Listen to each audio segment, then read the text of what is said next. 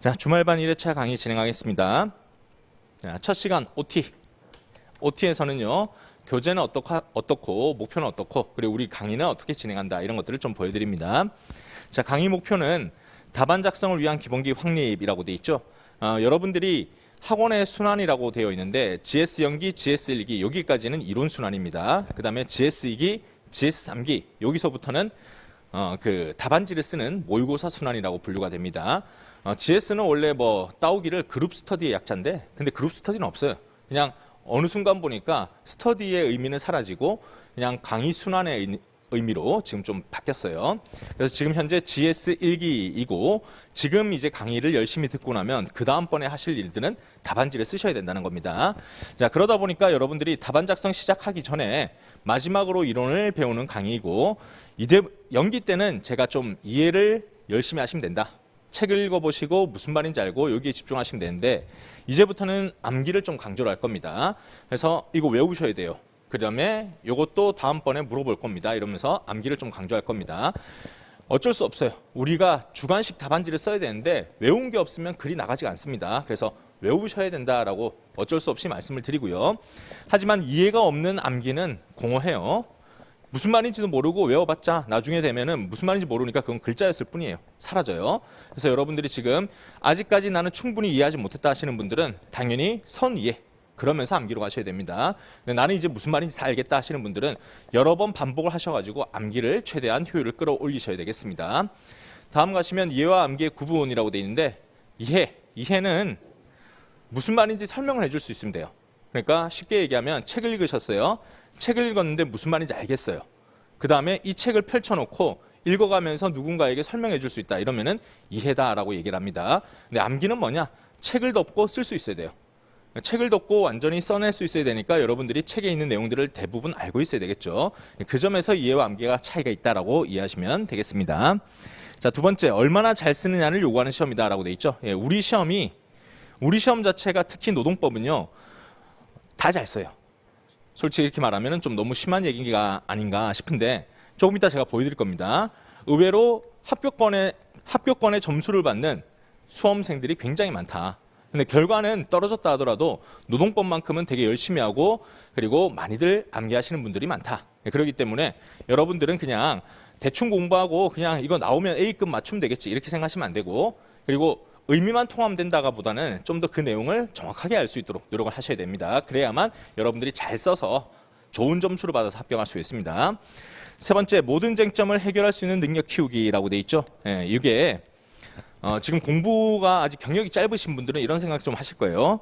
요 책 중에서도 시험에 나올 수 있는 것만 좀 줄여가지고 소위 말하는 A급만 좀 공부하면 어떨까. 근데 그 생각은 여러분들은 운에 맡겨서 합격하겠다는 뜻입니다. 아직까지는 근데 시간이 있단 말이에요. 운에 맡겨야 될 사람들은 이런 사람들입니다. 올해 1차만 했어요. 1차만 해서 합격했어요. 2차는 한 번도 본 적이 없어요.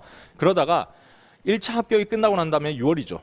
6월인데 시험 치려고 하니까 두세 달 남았어요. 도저히 이때는 암기를 할 수가 없어요. 그러니까 그때는 A급 주제 가지고 그냥 외우고 간 다음에 올해는 운에 한번 맡겨보자. 이렇게 가는 겁니다. 근데 여러분들은 지금 1월이죠, 아직. 1월이기 때문에 여러분들은 암기도 해볼 수 있고 그리고 답안지도 써볼 수 있는 충분한 시간이 있다는 겁니다.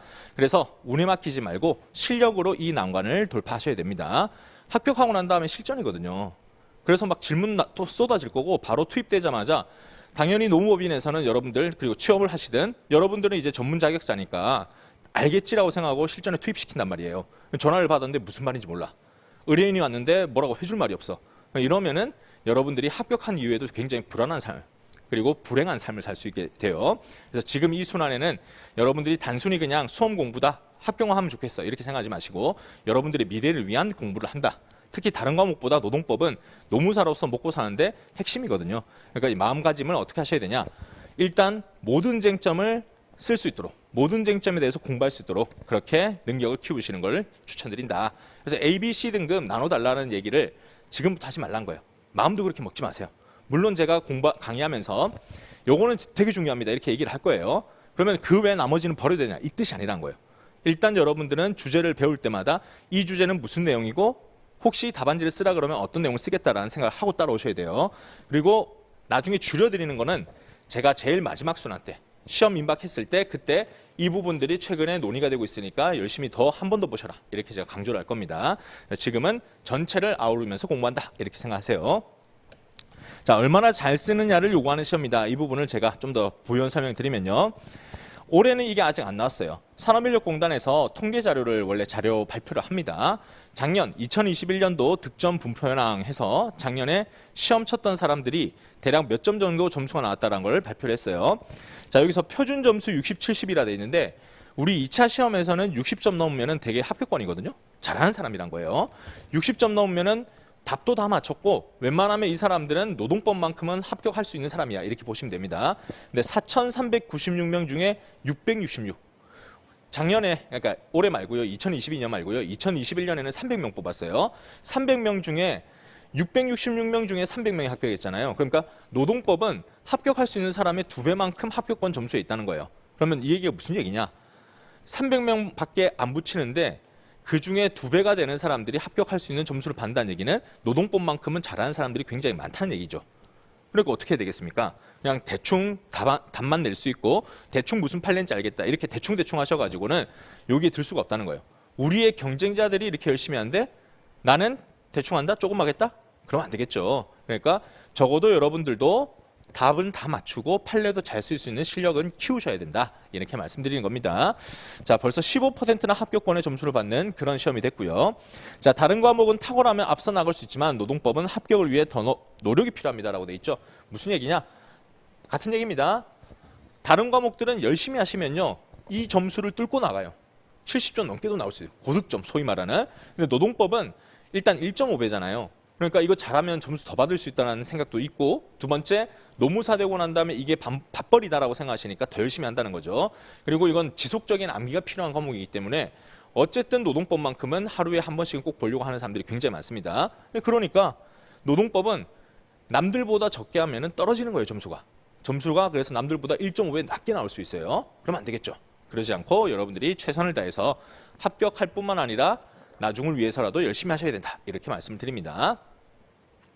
자, 다음에 우리 강의에 퀴즈와 모의고사를 진행을 할 겁니다. 자, 퀴즈는 복습 퀴즈라고 돼 있는데 요거는 다음 주부터 진행할 거예요. 일단 이번 주 학습을 하시고 이번 주에 강의 나갔던 것만큼 열심히 공부하고 오시면 됩니다. 그럼 다음 주에 오늘은 9시 30분부터 진행을 했죠. 근데 다음 주부터는 이 시간 이전에 진행할 거예요. 9시까지 오셔가지고 9시 30분까지 여러분들이 퀴즈를 푸시면 됩니다. 근데 30분까지라 돼 있지만 쉬는 시간을 제외해야 되기 때문에 거의 뭐 9시 25분까지는 제출을 해주셔야 돼요. 그리고 퀴즈에 들어가는 내용들은 판례하고 목차 또는 판례 쓰기 이렇게 돼 있는데 이렇게 세 가지로 구성됩니다. 하나는 판례 단어 빈칸 채우기. 또 하나는요. 판례의 밑줄을 뚫어놓고 여기에 문장 쓰기. 그다음 마지막은 준사례형으로 사실관계가 쭉 나옵니다. 이런 상황에서 써야 되는 판례는 어떤 건가? 이렇게 물어볼 거예요. 그래서 일기 때는 일단 거의 판례 위주긴 해요. 판례를 많이 외우고 오시면은 충분히 그 복수 퀴즈는 점수가 잘 나올 수 있습니다. 그래서 이게 쉽지는 않을 겁니다. 지금 평일반 해보는데 점수가 잘 안 나와요. 근데 의미가 뭐냐? 여러분들이 제가 암기를 해야 된다고 말씀드렸잖아요. 그리고 판례에 어떤 단어를 외워야 이 득점이 되는지, 어떤 게 중요한 단어인지 그런 것들이 필요하잖아요. 그런 것들을 알 수 있도록 하기 위해서 퀴즈를 보는 거고요. 퀴즈를 보면서 이게 공부의 과정입니다. 여러분들이 시험 치면은 굉장히 스트레스 받는 건 이해해요. 근데 이렇게 접근하지 마시고요. 뭔가 내가 암기했다는 걸 테스트해 볼 수 있어야 되잖아요. 늘 우리가 책만 보면은 머리에 주입이 되는데 뱉어보는 것도 공부가 되거든요. 뱉어보고 잘 안 뱉어지면 다시 책을 보면서 보충할 수 있단 말이에요. 그 과정을 해보자는 거예요. 그래서 복수 퀴즈라고 해서 점수도 매기고 여러분 점수를 가지고 뭐 공개도 하고 이렇게 스트레스 받을 수 있는데 이 스트레스의 과정이라고 너무 생각하지 마시고 어쨌든 여러분들이 한 번이라도 더 써보고 한 번이라도 더 생각해봐야 더 암기가 잘 된다. 그래서 적극적으로 활용하시면 좋을 것 같아요. 뭐 어떤 사정이 있어서 불참한다. 어쩔 수 없다고 생각하지만 그래도 되도록이면 웬만하면은 무조건 꼭 참여를 해주셨으면 좋겠어요. 온천반도 똑같이 진행을 하니까 온천반으로 수강하시는 분들도 복수 퀴즈는 꼭 참여를 하셔가지고 다 한번 풀어보시고 그렇게 해서 문제지도 제가 문제지 해설지 따로 드리거든요. 그 얘기는 뭐냐면은 문제지는 보관했다가 나중에 또 보시고 하면서 암기하는 도구로 활용하시면 좋을 것 같아요.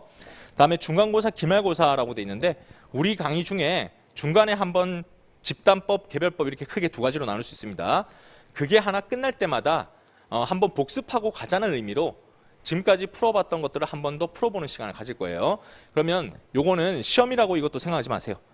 여러분들 중에 2차 시험 답안지를 내가 한번 전체를 써보고 싶다 이렇게 생각하시는 분들이 있는데 아직까지는 그럴 때가 아니에요. 우리 시험은 사례형 시험이 나오고 있고 이 사례형 시험에 맞는 판례를 외우고 결론 내는 것이 마지막 2, 3기 때 할 거예요. 근데 그 이전에 해야 될 게 뭐냐면은 여러분들이 판례를 열심히 외워주셔야 됩니다. 여기 있는 책에 있는 이론들을 열심히 외워주셔야 되거든요. 그 암기가 안 돼 있을 때는 아무리 여러분들께 그 답안지 쓰는 방법 알려드린다 한들 그게 되게 공허하다는 거예요. 그거는 좀 이따 하겠다. 근데 그 이전에 여러분들이 해야 될 거는 이 책에 있는 내용들을 열심히 다독하고 암기해서 오는 거다. 그 부분을 한번 쉬어가는 의미로 복습하는 시간으로서 중간고사, 기말고사를 진행할 겁니다. 그래서 복습의 의미다라고 말씀을 드렸고 이 내용은 뭐 단문 준사례라고 돼 있는데 단문 준사례는 그냥 잘 외웠는지 그리고 뭘 써야 될지를 잘 파악하고 있는지 이런 것들을 테스트하는 문제가 될 겁니다. 그리고 하나 더 추가하려고 하는 게 예시 답안 옮겨쓰기라고 돼 있죠. 그래도 실제 시험 문제를 한번 풀어보고 싶다라고 생각하시는 분들이 있으니까 시험 문제 드리고 그 다음에 예시 답안 제가 만든 해설지를 드릴 거예요. 근데 이거는 필사라고 할 거예요. 중간고사 치는 날에 필사했을 때 의미는 뭐냐면요. 자, 여러분들이 노무사 합격하잖아요. 합격해도 노무법인에서 여러분들을 훈련시킬 때 어떤 법인들은 그 판정서 있잖아요. 아니면 대법원 판결문 이런 것들을 한번 써보라고 그래요. 그냥 보고 뺏기라고. 근데 이렇게 쓰다 보면은 문체가 어떻고 어떤 문장으로 구성되어 있고 이런 것들을 체감할 수가 있는 거죠.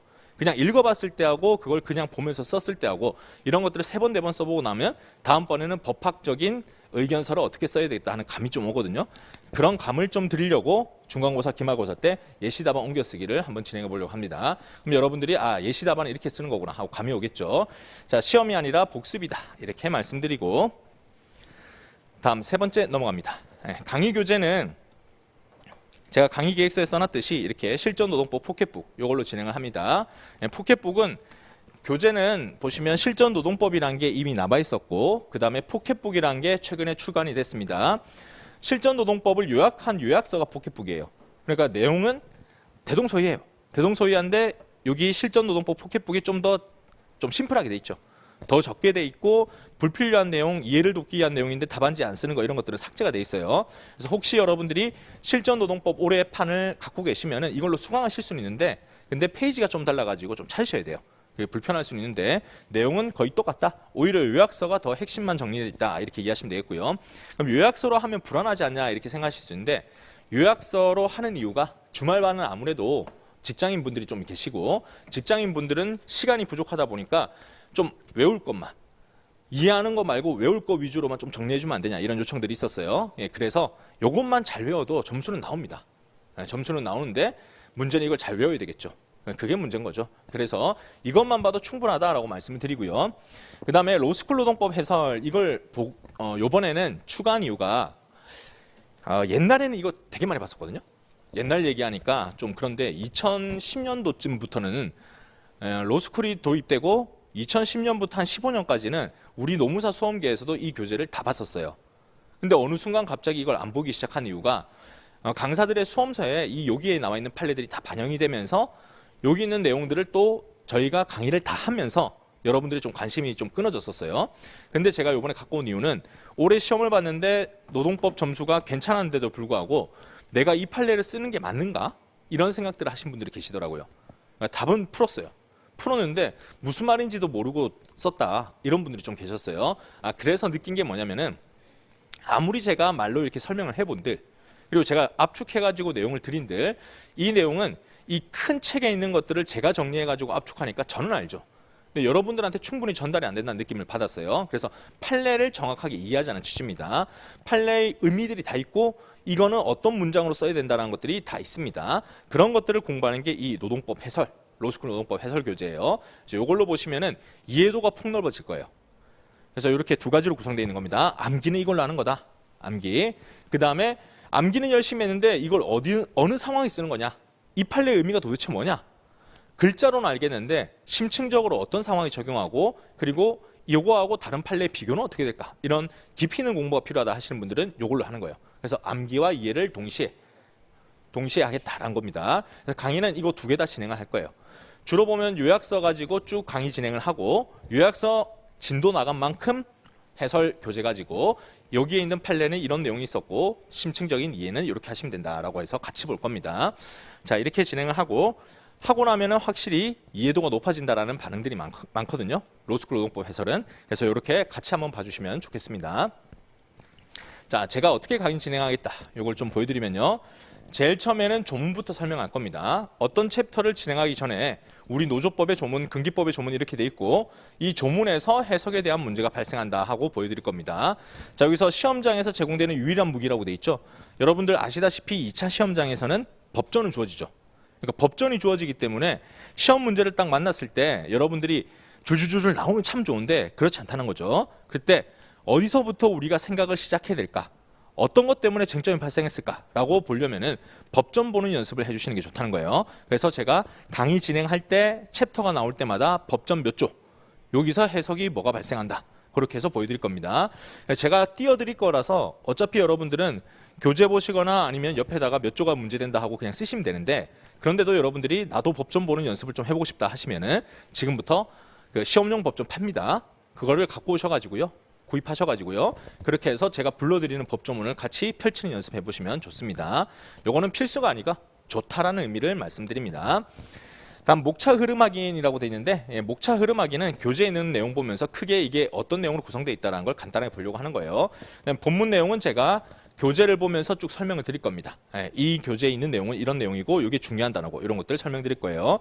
그리고 마지막에 강의 종료하면 강의 리뷰라고 되어 있죠. 크게 요렇게까지가 설명하는 순서입니다.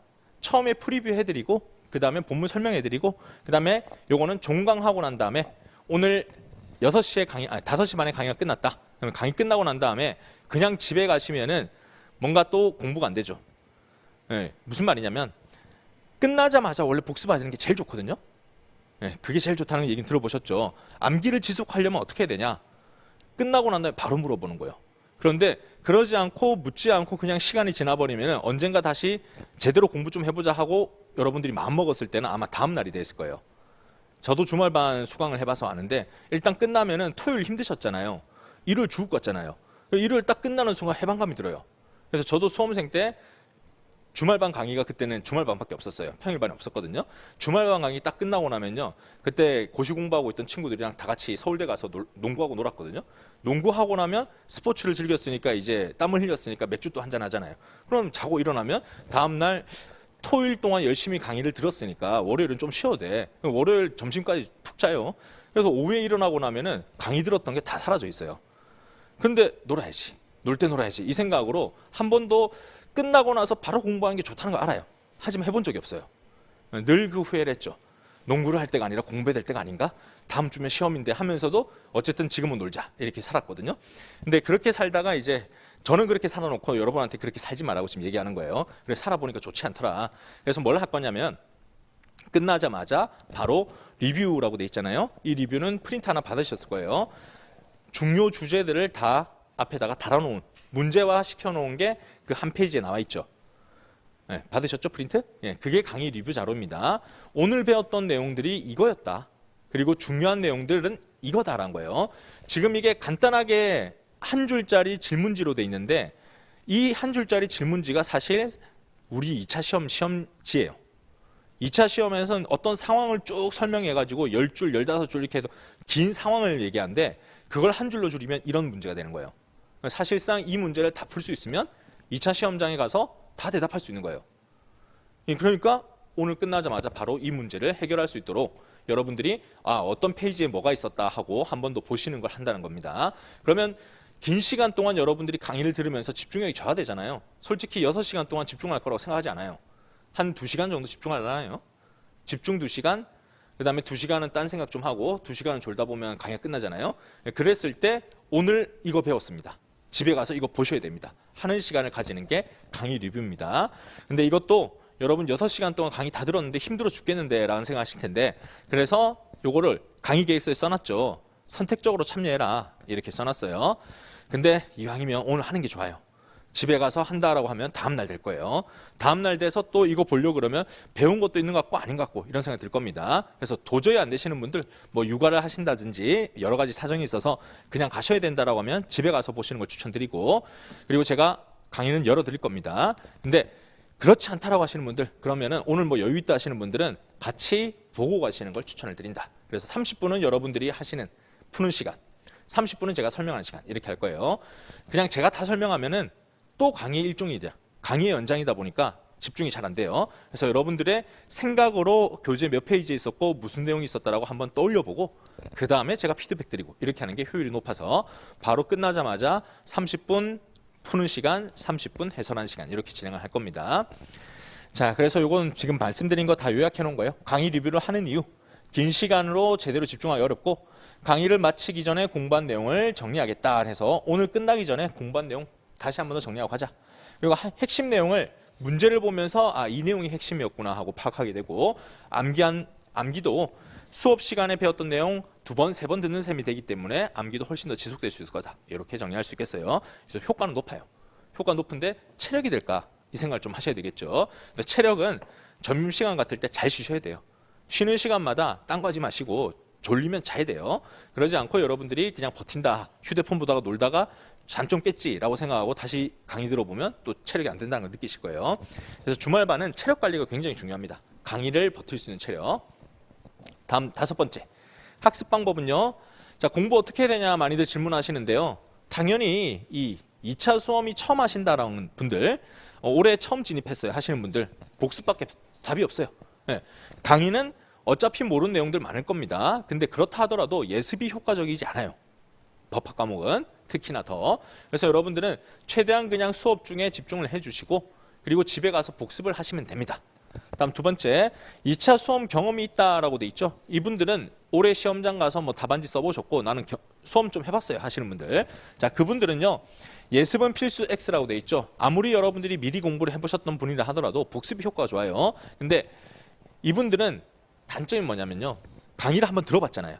강사가 어떤 내용을 설명하고 어떤 예시를 드는지를 다 알아요. 그래서 강의 듣는데 지겹단 말이에요. 지겨워가지고 듣다 보면은 아, 이 타이밍에 무슨 예시 든다 하는 걸 알아요. 저도 그랬고요. 팔짱 끼고 듣다가 이 타이밍에 무슨 예시 듣지 했는데 그 예시가 딱 나와요. 그러면 다 아는구나. 이렇게 생각하면서 집중도가 현저히 떨어집니다. 그러면 안 된다. 강의는 그냥 설명을 하는 도구일 뿐이고 이 시간에 여러분들은 학습을 해야 됩니다. 그래서 강의가 지겹다, 나는 수험 경험이 있다 하시는 분들은 뭘 하셔야 되냐면 확인용으로 활용해야 됩니다. 이 확인용이 뭐냐면은 제가 어떤 챕터를 설명할 때 그분들은 옆에다가 연습지 펼쳐놓고요. 이 챕터의 중요한 내용이 뭐였다라는 걸 쭉 써보시는 거예요. 제가 설명하기 전에. 저는 맨 처음에 종부터 얘기하니까 그때 여러분들이 쟁점을 쭉 써보고 그렇게 해서 제가 여러분들이 썼던 내용과 제가 얘기하는 내용이 같다. 그러면 여러분들이 이 내용을 다 알고 있는 거죠. 근데 여러분들이 놓친 게 있다 하면 좀 더 집중해서 들어야 되겠죠. 예, 이렇게 해서 강의를 듣고 있지만 사실상 여러분들이 강의 내용을 내가 먼저 알고 있는 걸 체크하는 그런 시간으로 활용하시면 좋아요. 요건 제가 동차 때 예습해 보려다가 아 이거 아니구나 싶어가지고 복습 위주로 갔었어요. 그다음 제가 유예생으로 제가 붙었는데 유예생 때 제가 이렇게 했었어요. 제일 처음에 유예생 돼가지고 수험을 다시 하려고 왔는데 혼자 공부하니까 진도가 안 나가는 거예요. 혼자 하려고 하면 훨씬 더 효율적이겠지라고 했는데 오히려 혼자 하니까 루즈해지고 생활 패턴도 망가지고 이러면서 진도가 안 나가더라고요. 그래서 제가 강의를 들었는데 들으니까 또 같은 강사님 듣게 되고 들었더니만 아는 내용 같은 거예요. 그래서 계속 팔짱을 껴요. 이거 안 되겠다 싶어가지고 그 다음부터 했던 방법이 연습지 펼쳐놓고 무슨 내용을 나올 거다 하고 제가 써보는 거예요. 써보는데 5개 쟁점이 있으면 제가 3개는 떠오르는데 2개가 안 나와요. 그러니까 아 이거 내가 들어야 되는구나 하는 마음을 가지게 됐거든요. 네, 이런 식으로 활용하시면 좋겠습니다. 자, 다음에 복습 방법. 복습해라 했죠. 근데 복습을 어떻게 해야 되냐 이렇게 물어보시는데요. 일단 저는 속독을 먼저 하라고 말씀을 드려요. 속독을 해야 되는 이유는 전체적으로 무슨 내용이 있었다는 것을 한번 보고 지나가라는 겁니다. 그 다음에 정독을 하시라고 추천드려요. 근데 대부분의 수험생들은 정독부터 먼저 하죠. 한 글자 한 글자 꼼꼼하게 한번 읽어보자 이렇게 하시는데 지금 현재 뭐 어디를 지나가고 있는지 모르는 상태에서 사물을 들여다본다고 해서 여러분들이 가는 길이 정확하게 가고 있는지 잘 모를 수 있다는 거예요. 무슨 말이냐면 여러분들이 길을 걷는다고 한번 생각해 보세요. 자, 처음 이사 온 동네입니다. 처음 이사 온 동네에서 여러분들이 내비게이션을 보면서 지하철을 가야 돼요. 가야 될 때 대략적으로 어떤 우회전하고 좌회전하고 직진 몇 미터하고 이렇게 해서 큰 글로 이렇게 보시지 않습니까? 근데 정독을 한다는 얘기는 보도블럭 생김새를 보고 나무를 하나하나 쳐다보는 거예요. 그렇게 해서는 여러분들이 지금 현재 어디 위치에 있는지를 모른다는 거예요. 그래서 길을 여러 번 가다 보면 어떤 느낌이 됩니까? 처음에는 되게 긴 시간처럼 느껴지고 하나하나가 다 생소한데 이 정도 가다 보면 슈퍼가 나왔던 것 같고 이 정도 가다 보면 세탁소가 나왔고 거기서 우회전하면 지하철이더라. 이렇게 큰 흐름이 잡히고 나면 그 다음부터는 여유가 생겨요. 세세한 것도 보인다는 거예요. 그래서 일단 복습은 어떻게 해라? 큰 흐름을 보는 것부터 하셔야 돼요. 그게 속독이라는 거예요. 일단 무슨 말인지 몰라도 이 챕터에는 내용이 어떻게 구성되어 있었고 내용이 대략 이랬던 것 같아 하고 지나가요. 불안해도 그냥 지나가요. 그렇게 지나가고 나면 여러분들은 아무것도 읽지 않고 지나갔다 생각하지만 머릿속에는 지금 현재 이 챕터가 뭘로 구성되어 있더라, 대략 이런 내용이더라 하는 게 머릿속에 남습니다. 그 다음에 다시 한번 정독을 하시게 되면은 그러면 끝을 알잖아요. 영화의 끝을 알고 나면 세세한 내용이 보이듯이 일단은 스토리를 먼저 배우자. 그 다음에 하나하나 씬을 보자. 이렇게 말씀드린 겁니다. 그럼 공부가 더 효율적으로 될 겁니다. 정독부터 하는 거는 지금 여러분들이 초시생이다라고 한다면 더더욱 안 되실 거다. 이렇게 해서 말씀을 드리고요. 그리고 중요한 건 반복입니다. 반복. 한 2번 읽고 왔다. 그걸로는 끝이 안 나요. 근데 시간이 없다라고 하시면 어쩔 수 없지만은 그래도 여러분들이 하셔야 될 거는 속독, 정독 이렇게 하시되 속독, 정독을 반복하셔야 된다. 정독 한번 쭉 했다면 또 앞에 거 읽으면서 까먹잖아요. 열심히 읽었는데 뒤에 가면 또 까먹잖아요. 그러니까 다시 또 속독해줘서 다시 한번 또 흐름이 뭐였는지 보시고 다시 또 정독해 두시고 이렇게 하면 좋고 최소 속독하고 정독하는 게 한 번이다. 이게 1회독이에요. 복습의 1회독. 복습은 한 2번 정도 보는 걸 추천을 드려요. 그러니까 속독, 정독 한 번 했죠.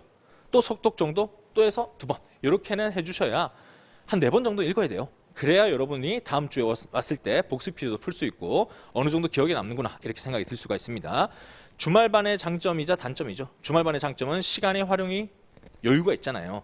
그러니까 일주일 내내 여러분들이 설계를 잘 하시면은 공부는 평일반보다 더 효율적으로 할 수 있습니다. 왔다 갔다 하는 시간도 적고 강의 때문에 소요되는 시간도 적으니까. 단점은 주말반 종강할 때쯤 되면 일주일에 기억이 날까? 이게 단점이죠. 그래서 최대한 기억을 유지하려면은 한 주 볼 때, 한 주 볼 때 최대한 열심히 보셔야 되는 겁니다. 그래서 제가 여러 번 보라 이렇게 말씀드린 겁니다. 자, 그리고 제일 마지막에 중요한 건 뭐냐? 읽는다고 해서 끝나는 게 아니에요. 요거 또 해주시면 좋은데 괴롭지만 좀 추천을 드립니다. 자, 읽고 난 다음에 뭘 하시면 되냐면은 교재에 목차 있잖아요. 목차를 보시면서 내용을 가리고 이 내용엔 뭐가 있더라, 이 목차에는 무슨 내용이 있더라 하고 떠올리는 연습을 해보시면 좋습니다.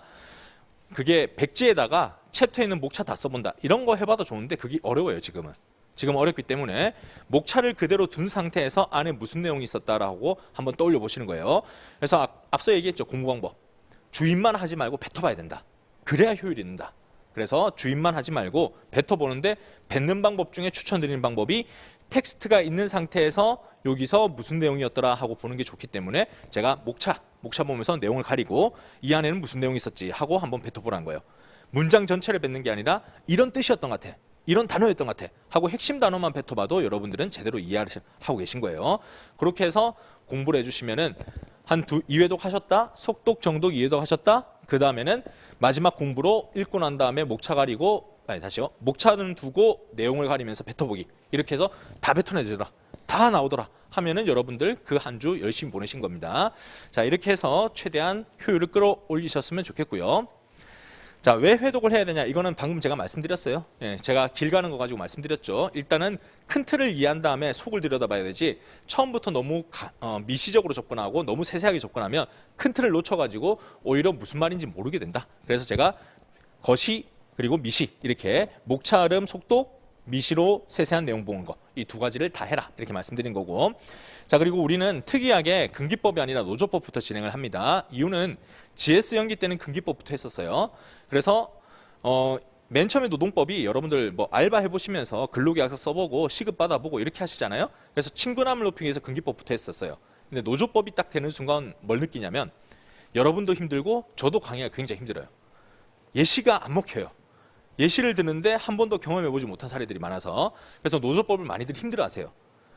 근데 여러분들 지금 GS 1기 때 지금은 그래도 각오를 단단히 하고 오셨죠.